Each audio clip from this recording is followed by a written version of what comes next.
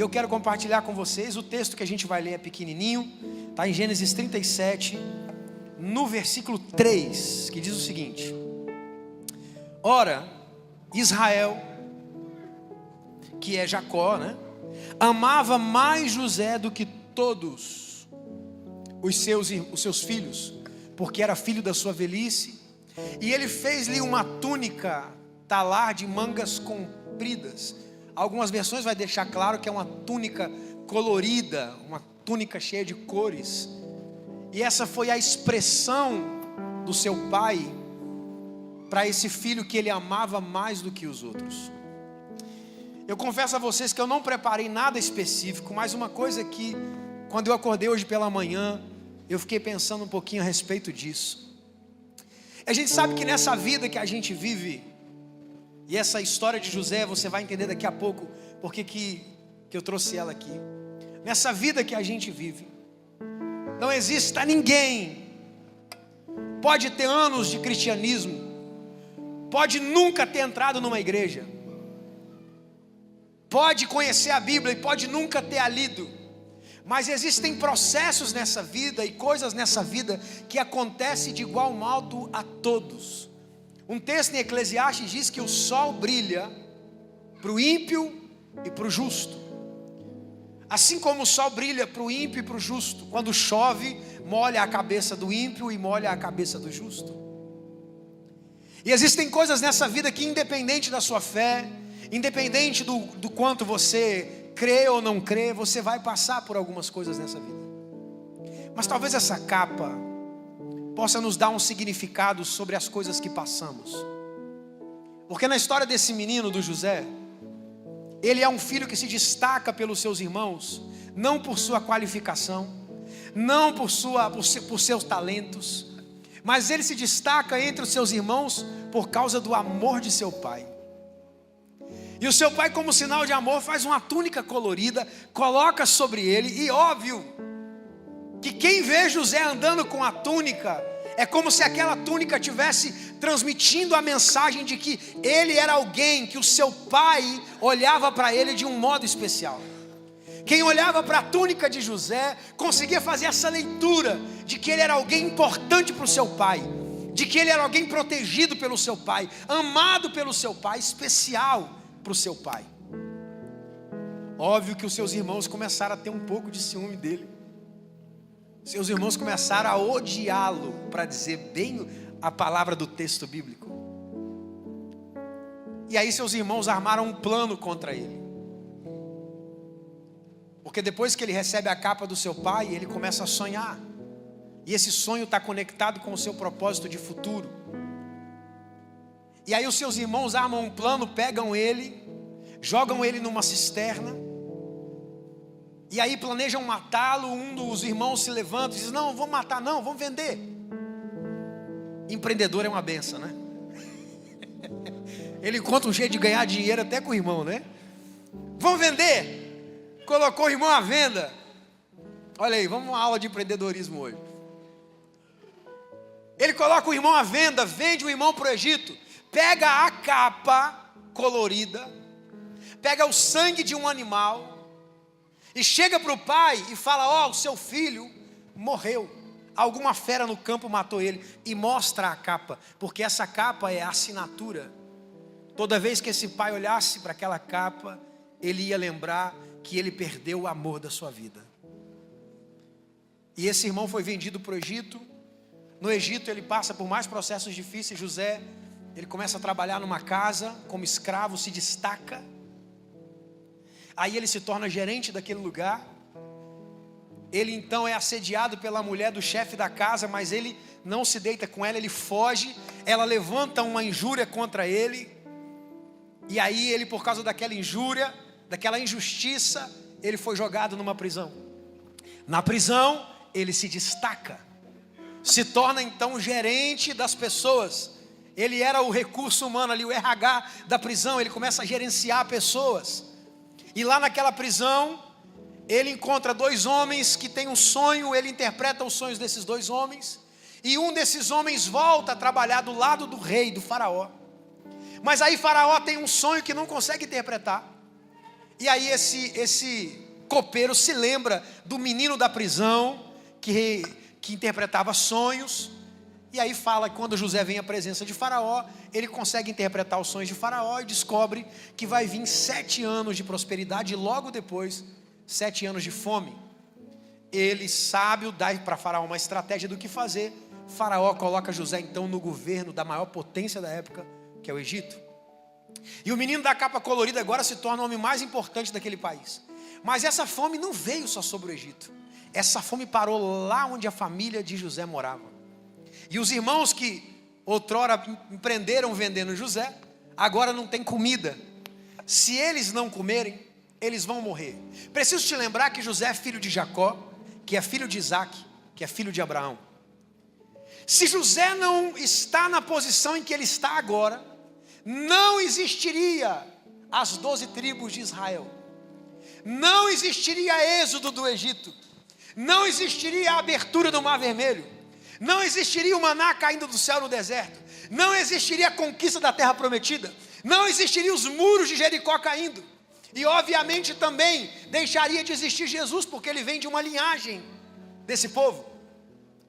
Então esse menino da capa colorida, esse menino especial para o seu pai, apesar de todas as aflições que ele passou, ele chega numa determinada posição, que se ele não está lá, sua família morre de fome. Então seus irmãos se deslocam, vão até o Egito, e eles vão para comprar comida do Egito, e eles não sabem que quem está governando o Egito é o menino que eles jogaram na cisterna, é o menino da capa colorida. E esse menino então arma todo um cenário, reencontra os seus irmãos, perdoa os seus irmãos, traz a sua família para morar em Gozém, uma região privilegiada, um Abúzios do Egito. Então se estabelece a nação de Israel. Essa é a história de José. Mas se a gente for se aprofundar e pesquisar a história dos irmãos de José, os irmãos de José também passaram por processos, também tiveram dificuldades. O pai de José, Jacó, passou por vários, nós conhecemos a história de Jacó, passou por muitas lutas. O pai do pai de José, que é Isaac, também passou por muitas dificuldades, chegou no Egito e tinha fome. O Bisa de José, o Abraão, também passou por dificuldades, ou seja, todo mundo passa por dificuldades. Mas eu queria te dar uma palavra hoje, porque eu quero que você identifique que essa noite, Búzios eu não sei quantos habitantes tem, mas deve ter mais de 30, 50 mil, pastor. Tem 40 mil habitantes. Desses 40 mil habitantes, se você veio para esse culto essa noite, se você é alguém que Deus vem gastando tempo, usando pessoas, usando música, usando igreja, usando pastor, usando vizinho, usando internet, usando rede social para de alguma maneira te atrair para perto dele, você precisa identificar uma verdade essa noite, que independente da história da sua vida, você é um menino ou uma moça da capa colorida, que Deus tem um carinho por você, que Deus tem um amor por você, que Deus te enxerga de um jeito diferente. Mas o que isso significa? Significa que no final da história, você vai estar em posição diferente dos demais. Significa que apesar dos processos da vida, que apesar das dores da vida, apesar de algumas pessoas não gostarem de você, apesar de algumas pessoas fazerem injustiças com você, no final, você vai estar garantido por esse amor que te coloca numa posição diferente, esse amor que te coloca num nível de proteção diferente. Quando você é esse menino da capa colorida, isso significa que não importa o que os seus irmãos pensem de você, o fato é que enquanto o seu pai te amar, você vai estar num lugar diferente. Podem te jogar numa cisterna. Sabe aquelas pessoas que você fala, caiu, agora acabou. Daqui a pouco você olha, elas estão de pé. Mas pastor, essa mensagem não dá certo, porque eu acho que aí você está colocando algumas pessoas numa posição de privilégio, e aí Deus teria que fazer a acepção de pessoas. Mas na verdade não. Porque existem muitos textos. Por exemplo, Jesus uma vez fala assim, deixa eu falar para vocês, Jesus pregando, não é nenhum personagem bíblico, é Jesus pregando dizendo: Haviam muitas viúvas em Israel no tempo em que veio a fome. Lá no tempo de Elias, vocês lembram dessa história da viúva? Haviam muitas viúvas em Israel. Mas o Senhor enviou Elias na casa de uma viúva. Levou provisão para uma viúva. Elias ou Eliseu, pastor? Me ajuda. Da viúva de Sarepta. Elias, né? Elias, né? Elias. Jesus que falou isso. Haviam muitas viúvas. Haviam muitas outras pessoas precisando da mesma coisa. Mas a capa colorida estava em uma casa. Havia no muro de Jericó, pelos relatos da Bíblia dizendo que Raabe morava no muro, havia no muro de Jericó muitas casas.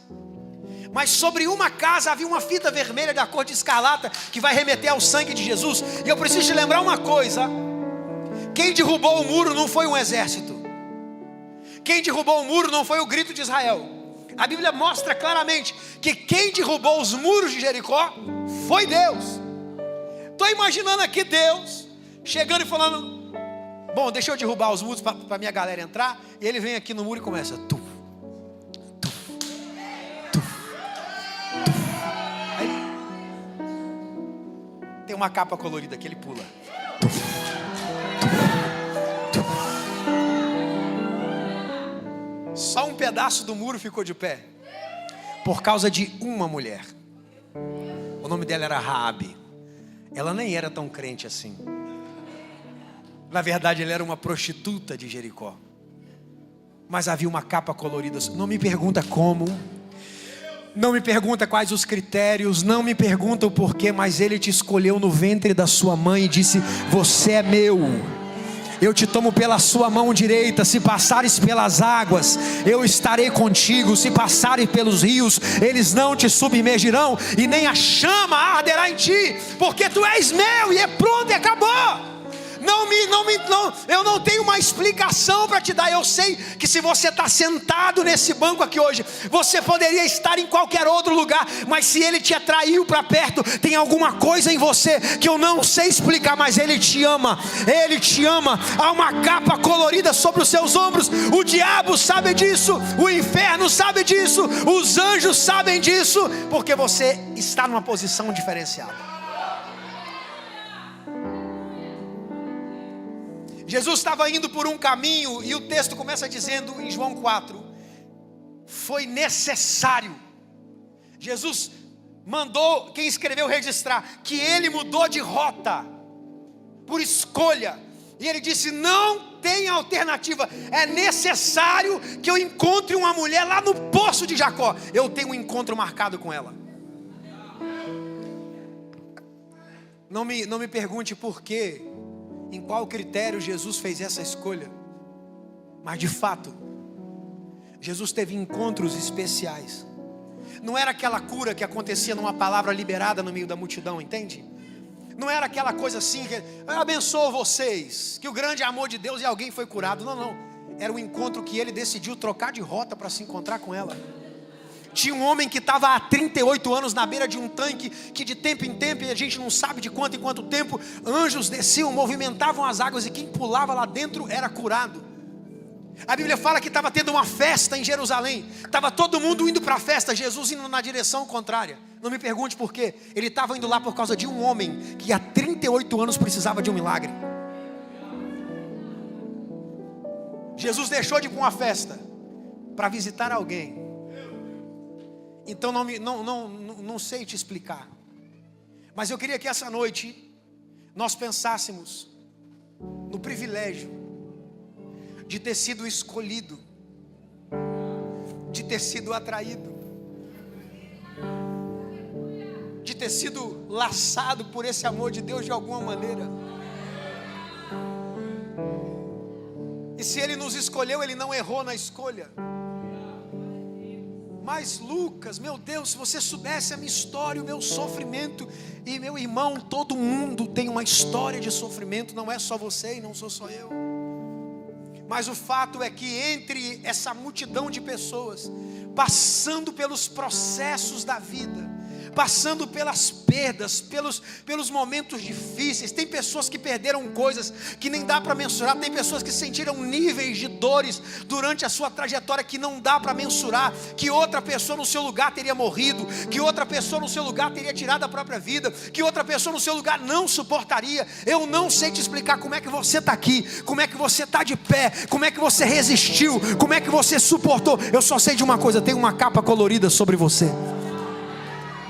Tem uma capa sobre você que te trouxe até essa noite. E talvez a diferença entre essa noite e as noites que virão é que, se você tiver essa consciência, você sabe que a sua história, como a de muitas outras pessoas, vai ser difícil. Não vai ser fácil.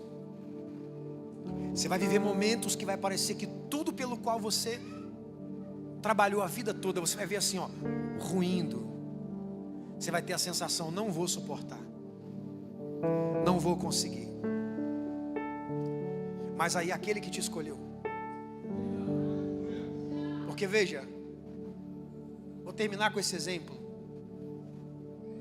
Aquele que te escolheu, que conhece a história, que não conhece só um episódio da sua vida, mas conhece toda ela. Ele conhece o seu primeiro dia, conhece o seu último dia. Ele sabe como a história termina. Talvez eu, no lugar de José, teria já desistido quando os meus irmãos decidiram me vender. Preciso aproveitar e lembrar você que nem sempre os seus irmãos, a gente está num ambiente de irmãos, nem sempre os nossos irmãos vão nos favorecer. Mas você não está aqui por causa do seu irmão, você está aqui por causa do seu pai.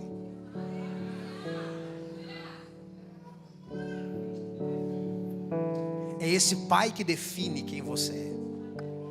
Não é os seus irmãos que definem. Irmãos de vez em quando jogam a gente na cisterna. Irmãos de vez em quando rotulam a gente por um valor insignificante e vendem a gente para os outros. Irmãos de vez em quando fofocam sobre a gente. Irmãos de vez em quando machucam a gente. Mas você tem que lembrar que você existe, vive e tem um propósito por causa do seu pai, não por causa dos seus irmãos. Esse que conhece a história, esse Jesus que conhece a sua história, deixou para a gente um texto lindo. Eu amo o texto de Lucas capítulo 15. São 3 histórias. 3 histórias de 3 coisas que se perdem: uma dracma, uma ovelha e um filho. Eu sei que ninguém gosta de perder. Eu sei que ninguém gosta de passar por processos difíceis, mas acontecem em todas as histórias. Só que nessas 3 histórias de Lucas 15, elas começam com 3 histórias que são marcadas por perdas. Mas o bonito é que a gente tem o poder de ler a história e o capítulo todo, e a gente sabe como a história termina. E a história não termina com a dracma perdida, a história não termina com a ovelha perdida, e a história não termina com o filho perdido. A história termina com a dracma encontrada, a história termina com a ovelha encontrada e com o filho voltando para casa. Eu preciso te dizer uma coisa: não sei como está a sua história hoje, não sei se você está no momento de perdas, mas eu preciso te lembrar que o autor da sua história, que sabe como ela termina, ela não vai terminar assim, ela vai terminar bem. Ela vai terminar com coisas encontradas, ela vai terminar com restituição, ela vai terminar com glória, ela vai terminar com sorrisos, ela vai terminar com alegria, porque quem te escolheu não errou na escolha.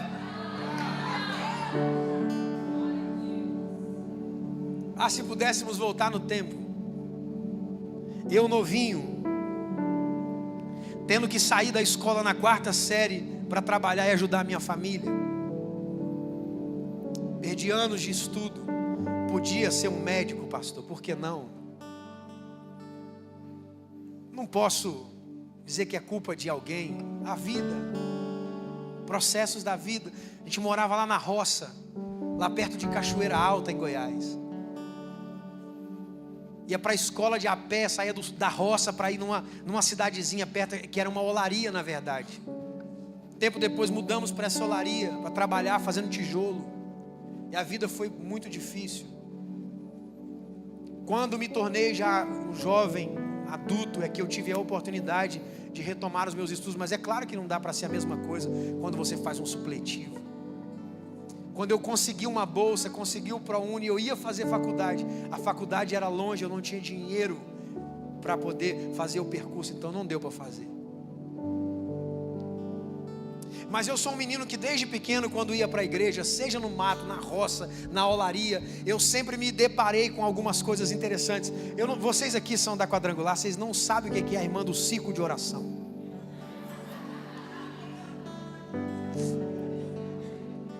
Aquelas irmãs usavam um tipo de Wi-Fi com o céu que chamava coque. Você estava no culto, do nada essas mulheres levantavam, e elas iam marchando assim. Quando eu vi uma irmã dessa, eu já fazia um voto com Deus: Senhor, eu prometo que eu nunca mais faço isso, Senhor, eu prometo que eu nunca mais faço isso.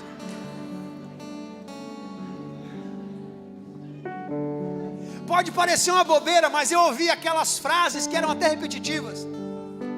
Meu filho, assim te diz o Senhor, eu te escolhi no ventre da sua mãe. É claro que naquele tempo eu não conseguia identificar do que se tratava. Como José, quando teve o seu primeiro sonho, talvez não entendia a dimensão do seu propósito. E ele começa como um menino que sonha. Um pouquinho mais para frente ele começa como um menino que interpreta sonhos. E depois ele se torna um homem que resolve sonhos. Deus vai fazer isso com você, vai te dar uma palavra. Você não vai entender direito, daqui a pouco você vai começar a identificar essa palavra. E vai chegar uma hora que você vai viver essa palavra. E eu não entendia. Algumas vezes eu ouvia assim: eu vou te levar nos 4 cantos da terra. Eu via nas figurinhas que a terra era redonda. Mas se Deus disse que tem 4 cantos, Ele dá uma amassadinha nos cantos e me leva lá. Eu morava nessa época na roça, no interior. Eu não sabia que existia Búzios. E o tempo passa. No ano de 2000 começo a escrever músicas para amigos. Primeira música bonita que eu escrevi, um pastor que é muito amigo nosso, o Bispo Elias. Ele falou: rapaz, eu vou te dar um presente por essa música. E ele me deu um par de sapatos Democrata. Oh glória. Passa-se mais um tempo e eu começo a escrever canções. E aí Deus foi melhorando. Foi trabalhando hoje, 2024, fazem 24 anos que eu escrevo músicas. 10 anos que eu estou cantando.